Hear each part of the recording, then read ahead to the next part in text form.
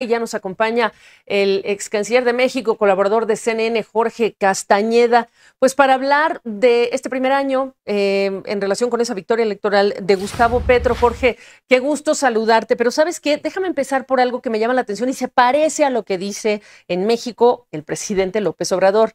Estas marchas son una expresión de la democracia y del talante democrático de nuestro país. Pero ¿en dónde dan muestra estos líderes que escuchan?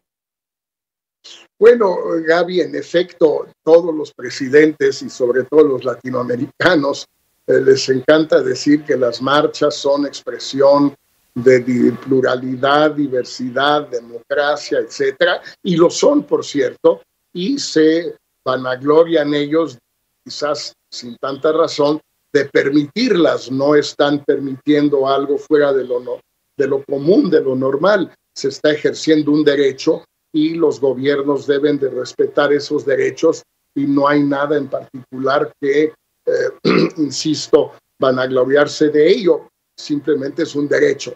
Ahora, el problema es que si en el caso del presidente Petro, pues empieza ya a haber protestas en la calle contra sus reformas, como las ha habido, por cierto, en México contra algunas de las reformas del presidente López Obrador.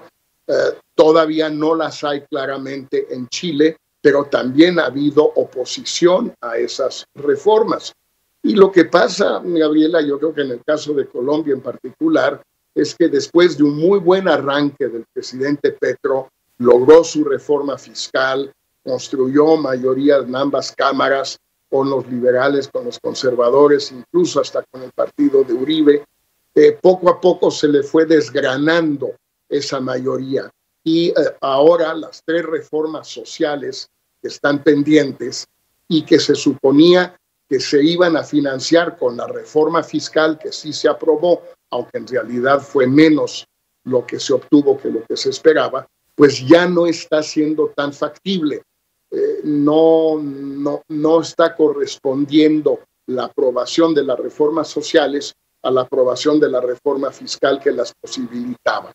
Todo esto se da, Gaby, como lo sabes, en el contexto de estos escándalos del gobierno de Petro, del embajador de Petro en Caracas, Benedetti, de la jefa de gabinete, Laura Sarabia, la renuncia de ambos, las acusaciones por parte de Benedetti de todo tipo de financiamiento ilegal en la campaña de Petro, que no se ha comprobado, ni mucho menos, la ofensiva del gobierno de Petro y de sus partidarios contra el fiscal de la República en Colombia, que es autónomo.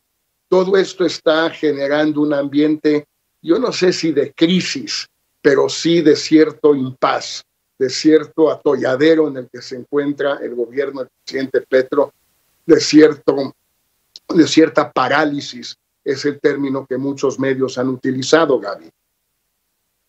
Qué bueno que me mencionas esos términos, porque yo te agregaría otros preguntándote a ti cómo ves el tema de la gobernabilidad cuando ganando las elecciones, pues Petro hablaba de que habría amor y gobernabilidad y legitimidad. Estos dos términos que son importantes con tan poco tiempo transcurrido, faltan 3 años. Faltan 3 años, es uno de los problemas del sistema colombiano actual, que por un lado no hay reelección, igual que en México, digamos, pero por otro lado el mandato es muy breve, 4 años, igual que en Chile. En 4 años no hay muchas cosas que se puedan hacer. El presidente Petro tenía una agenda muy ambiciosa, logró al principio, insisto, construir las mayorías legislativas para sacar esa agenda adelante, pero se le fue cayendo en el camino. Los escándalos, desde luego, no ayudan. Una difícil situación económica interna e internacional tampoco ayuda, y ahora tenemos un problema, no sé si de legitimidad, Gaby, porque finalmente un presidente electo democráticamente con mayoría en la segunda vuelta, en fin, pero sí de gobernabilidad, pues yo creo que tiene razón. Petro está enfrentando un problema, en efecto, de gobernabilidad. Quiso dar un giro hacia la izquierda, hacia la calle, no le parece estar resultando. Es verdad, legitimidad es una palabra muy fuerte en el contexto que acabas de señalar, mi estimado Jorge Castañeda.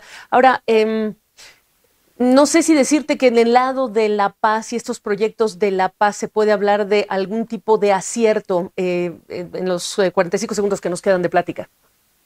Pues mira, el proyecto de paz total del presidente Petro tampoco ha prosperado. Ha habido reuniones con el ELN y con algunos otros grupos.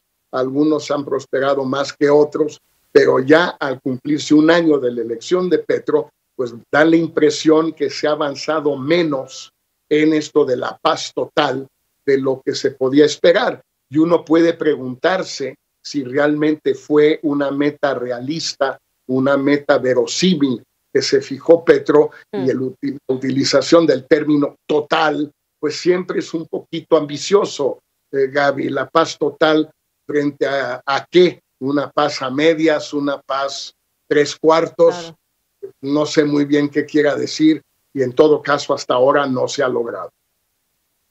Absolutamente. Jorge Castañeda, como siempre, un gusto saludarte. Gracias. Gracias, Gaby. Un fuerte abrazo para ti.